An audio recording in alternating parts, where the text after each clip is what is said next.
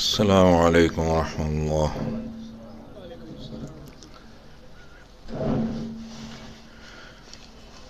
چون بجان در رفت جان دیگر شود، جان چون دیگر شود جہان دیگر شود۔ قرآن کریم کے بارے میں فرمایا کہ چون بجان در رفت، جب انسان اس کو سمجھ لیتا ہے اس کے دل میں اتر جاتا ہے۔ قرآن پاک کی سمجھ یہ سب سے بڑی کتاب ہے، اللہ تعالیٰ جس کو عطا فرما دیں۔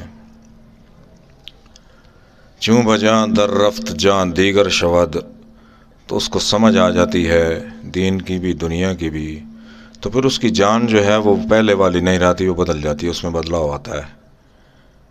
جیسے جیسے قرآن آتا گیا، صحابہ کی زندگیوں میں بدلاؤ آتا گیا، عرب کی زندگی میں تبدیلی آتی گئی، اسی طرح اب بھی تبدیلی آتی ہے۔ اللہ تعالیٰ سمجھ دے دیں۔ جان دیگر شود، جان چون دیگر شود، جب جان بدل جاتی ہے، انسان کی قلب کی کیفیات بدل جاتی ہیں۔ جہاں دیگر شود، پھر دنیا بھی بدل جاتی ہے اس کی، اس دنیا کی بھی اس کو سمجھ آ جاتی ہے، اس دنیا کی بھی اس کو سمجھ آ جاتی ہے۔ دنیا میں رہ کر دین پر کیسے چلنا ہے اور آخرت کے لیے سامان کیسے پیدا کرنا، یہ اس کو سمجھ آ جاتی ہے۔ اللہ تعالیٰ جس کو سمجھ دیں۔ آج ہمارا موضوع ہے 5ویں وحی۔ 4 وحی ترتیب سے ہو چکی ہیں۔ پہلی سورہ علق کی آیات ابتدائی، دوسری وحی سورہ قلم کی ابتدائی آیات، تیسری سورہ مزمل، چوتھی سورہ مدثر۔ آج موضوع ہے 5ویں وحی، الوحی الخامس۔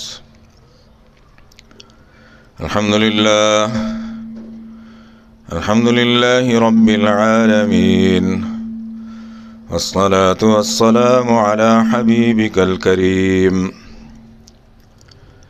سيد المرسلين وعلى آله الطيبين الطاهرين والتابعين ومن تبعهم بإحسان إلى يوم الدين، أما بعد، فأعوذ بالله السميع العليم من الشيطان الرجيم، بسم الله الرحمن الرحيم۔ الحمد لله رب العالمين، أما بعد، الحمد لله الذي خلق السماوات والأرض وجعل الظلمات والنور، أما بعد، الحمد لله الذي له ما في السماوات وما في الأرض وله الحمد في الآخرة، أما بعد، الحمد لله فاطر السماوات والأرض جاعل الملائكة رسلا أولي أجنحة مثنى وثلاث ورباع، أما بعد، الحمد لله الذي أنزل على عبده الكتاب ولم يجعل له عوجا، أما بعد، اهدنا الصراط المستقيم، والله يهدي من يشاء إلى صراط مستقيم، قل إنني هداني ربي إلى صراط مستقيم، أما بعد،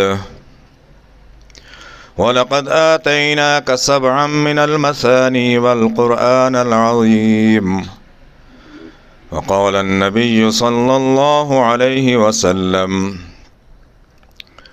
أم القرآن هي 7 المثاني والقرآن العظيم، صدق الله العلي العظيم، وصدق رسوله النبي الكريم أمين، ونحن على ذلك لمن الشاهدين والشاكرين، والحمد لله رب العالمين۔